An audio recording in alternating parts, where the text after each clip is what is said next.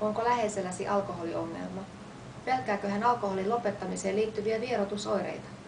Väittääkö hän, että niihin voisi kuolla? Läheisesi on oikeassa.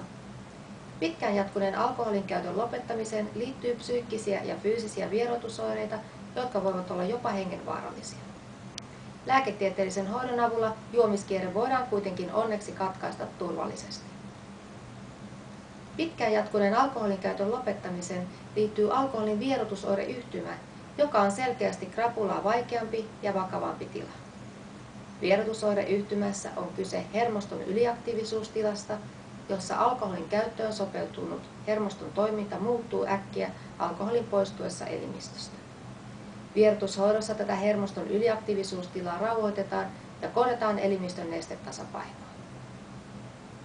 Tehokasta hoitoa on siis olemassa, mutta valitettavasti kynnys hoitoon lähdölle on monelle liian korkea. Häpeä ja leimautumisen pelko voidaan kokea niin suureksi esteeksi, että hoitoon ei hakeuduta ja juominen jatkuu. Vierotushoito on hyvin suunnitellusti mahdollista toteuttaa kuitenkin myös asiakkaan kotona.